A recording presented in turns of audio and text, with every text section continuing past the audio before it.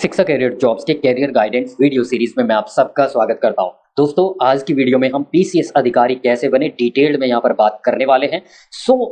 इस पर मैंने ऑलरेडी एक वीडियो अपलोड किया था जिस पर बहुत सारा प्यार आपका मिला। 1 मिलियन से भी ज्यादा व्यूज यहां पर उसको मिल चुके हैं और आप लोग काफी पसंद कर रहे हैं। ऐसे में मेरा ये हक बनता है कि मैं आपको एकदम लेटेस्ट इन्फॉर्मेशन के साथ पीसीएस अधिकारी बनने का पूरा प्रोसेस अपडेटेड वीडियो प्रोवाइड करूं। तो ये वीडियो एकदम अपडेटेड है, लेटेस्ट इन्फॉर्मेशन एकदम नए बदलाव के साथ। यानी कि from the core of my heart जो है मैं आपको धन्यवाद देना चाहता हूं कि आप लोग मेरी वीडियो को काफी पसंद किया, आपने काफी सारे फीडबैक किए। इन सभी फीडबैक को मैंने ध्यान में रखते हुए काफी इंप्रूवमेंट के साथ ये वीडियो मैंने बनाई है। इस वीडियो में आपको क्या मिलने वाला है, इस वीडियो में 14 जो पॉइंट्स है पीसीएस अधिकारी बनने के संबंध में डिटेल्ड में हम डिस्कस करेंगे। आपके सामने ये सारे के सारे पॉइंट्स। इसके अलावा भी कोई डाउट आपका रहा तो कमेंट में आप मुझसे पूछ सकते हैं, व्हाट्सएप या फिर टेलीग्राम, इनका लिंक मैंने डिस्क्रिप्शन बॉक्स में दिया है, वहां पर भी आप पूछ सकते हैं। सबसे पहले बढ़ते हैं, पीसीएस क्या होता है। पीसीएस यानी कि प्रोविंशियल सिविल सर्विस। यह एक राज्य स्तर की सिविल सेवा कॉम्पिटिटिव एग्जाम होता है। पीसीएस एक ऐसा कॉम्पिटिटिव एग्जाम होता है जिसके माध्यम से प्रत्येक राज्य अपने यहाँ पर बड़े बड़े अधिकारी, कहने का मतलब ग्रुप ए और ग्रुप बी जो अधिकारी के पद होते हैं उन्हीं को जो है यहाँ पर भर्ती कराया जाता है। यानी वे अधिकारी जिनका चयन पीसीएस परीक्षा के माध्यम से होता है उन्हें पीसीएस अधिकारी बोला जाता है। अलग अलग राज्यों में इसे अलग अलग नाम से जाना जाता है। जैसे उत्तर प्रदेश में कंबाइंड स्टेट अपर सबऑर्डिनेट सर्विस एग्जाम या पीसीएस एग्जाम के नाम से इसको जाना जाता है। हिंदी में सम्मिलित राज्य प्रवर अधीनस्थ सेवा परीक्षा। हरियाणा में Haryana civil service exam. Madhya Pradesh में स्टेट सर्विस एग्जाम। उत्तराखंड में पीसीएस एग्जाम या सम्मिलित राज्य सिविल प्रवर अधीनस्थ सेवा परीक्षा। राजस्थान में राज्य एवं अधीनस्थ संयुक्त सेवाएं प्रतियोगिता परीक्षा। बिहार में संयुक्त सिविल सेवा परीक्षा। यानी कि स्पष्ट है ये राज्य स्तर की सिविल सेवा परीक्षा होती है, ठीक है, जिसके माध्यम से जो ऑफिसर्स की जो पोस्ट है वो यहाँ पर जो है भरी जाती है। अब कौन कौन से पद होते हैं पीसीएस अधिकारी के, तो मैं बता दूं यहाँ पर जो एसडीएम होता है, डिप्टी कलेक्टर होता है, जो आपका डीएसपी होता है, ब्लॉक डेवलपमेंट ऑफिसर होता है, तहसीलदार होता है, एआरटीओ जो प्रमोट होकर आरटीओ बनता है, जिला पंचायत राज ऑफिसर होते हैं। ये सभी मुख्य मुख्य पद मैंने बताए हैं, या बेसिक शिक्षा अधिकारी होता है, ये सभी पीसीएस के पद होते हैं, ठीक है। तो इन सभी को बनने के लिए आपको जो है पीसीएस एग्जाम देना होगा। अब परीक्षा कौन आयोजित करता है, तो स्पष्ट है जो राज्य लोक सेवा आयोग है, जैसे कि उत्तर प्रदेश में उत्तर प्रदेश राज्य लोक सेवा आयोग, बिहार में जैसे कि बिहार पब्लिक सर्विस कमीशन, इसी प्रकार हरियाणा में एचपीएससी, मध्य प्रदेश में एमपीपीएससी, उत्तराखंड में यूकेपीएससी और पंजाब में पीपीएससी। राज्य लोक सेवा आयोग के द्वारा परीक्षा का आयोजन होता है। फॉर्म कब आते हैं और परीक्षा कब होती है, तो प्रत्येक राज्य यहाँ पे जो है इस परीक्षा के लिए अलग अलग समय पर एडवर्टीजमेंट निकालता है। उत्तर प्रदेश, बिहार, मध्य प्रदेश कुछ ऐसे राज्य हैं जो हर साल पीसीएस परीक्षा का आयोजन करते हैं, लेकिन जैसे हरियाणा है, उत्तराखंड है, या जैसे झारखंड है, ये 2-3 साल में जो है एक बार जो है पीसीएस परीक्षा का आयोजन करते हैं अपने यहाँ पर, ठीक है। तो एक और प्रश्न उठता है कि अन्य राज्य के जो कैंडिडेट है दूसरे राज्य में आवेदन कर सकते हैं, बिल्कुल कर सकते हैं, ठीक है।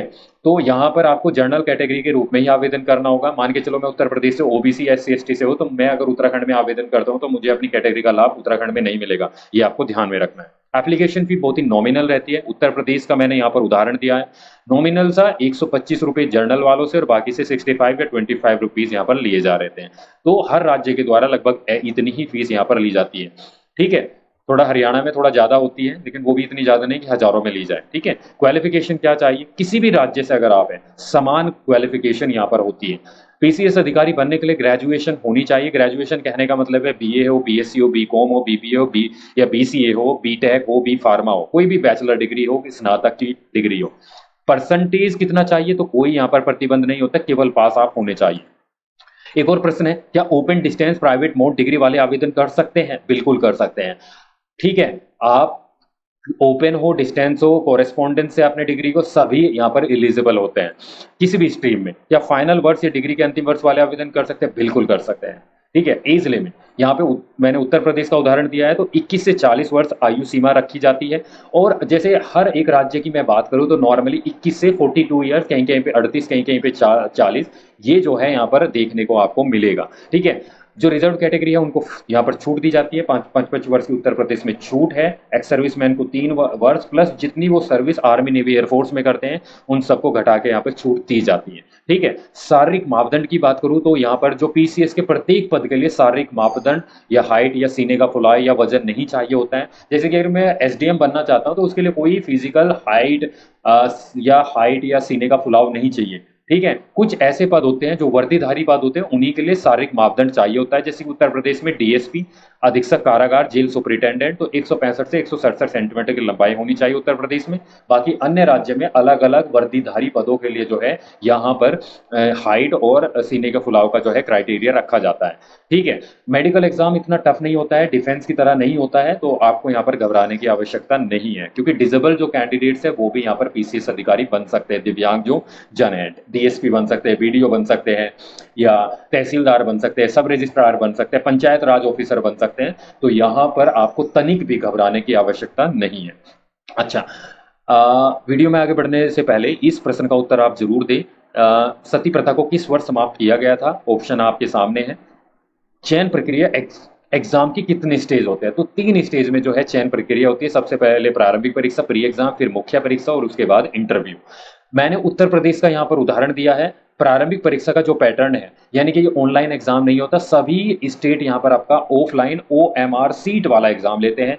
उत्तर प्रदेश में 2 पेपर होते हैं, GS1 जर्नल सामान्य अध्ययन 1 और CSAT, जिसमें यहाँ पे अगर मैं बात करूँ 200 अंकों के अंक जो है प्रश्न पत्र होते हैं, और ये 2-2 घंटे, और सभी के सभी मल्टीपल चॉइस क्वेश्चंस होते हैं।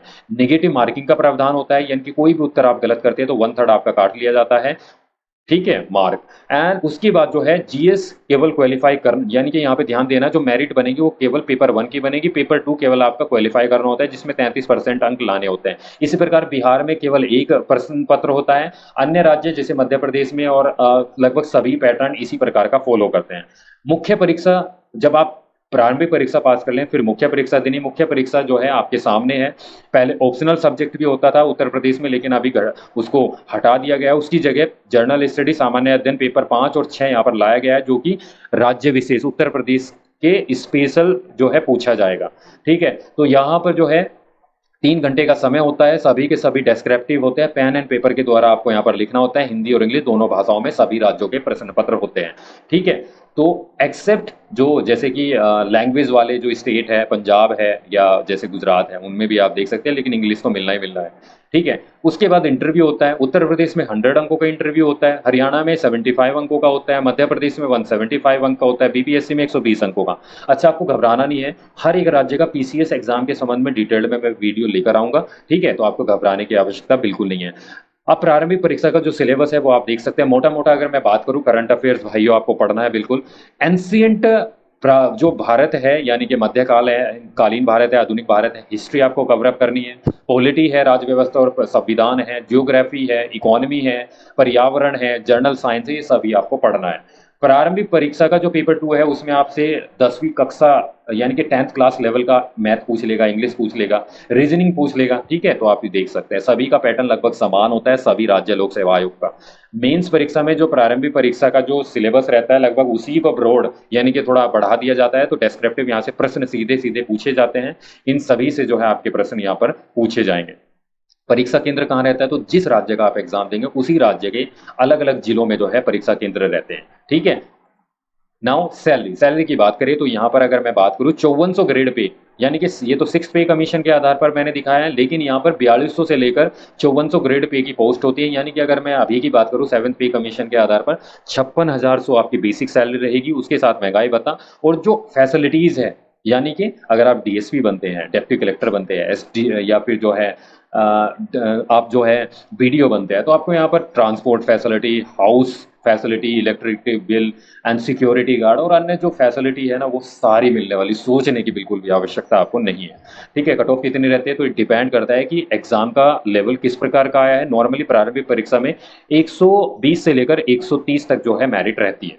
तैयारी की स्ट्रेटेजी क्या अपनाई जाए? तो सबसे पहले 5 से 10 सालों के क्वेश्चन पेपर आप उठा लो प्रीवियस ईयर और उनका विश्लेषण करो अच्छी तरीके से। ठीक है। डिटेल्ड में मैं वीडियो बना दूंगा कि कैसे जो है तैयारी करनी है, लेकिन मोटा मोटा मैं बता देता हूँ। सिलेबस को अच्छी तरह पढ़ो, देखो भाई, है ना, प्रीवियस ईयर क्वेश्चन पेपर का विश्लेषण कर लो, कहाँ से प्रश्न पूछे जाते हैं, किस प्रकार के प्रश्न पूछे जाते हैं। एनसीईआरटी और बेसिक बुक से स्टार्ट कर लो। मॉक टेस्ट सीरीज जरूर लगानी है। न्यूज़पेपर और मंथली मैगजीन करंट अफेयर्स के लिए लगातार पढ़ना है।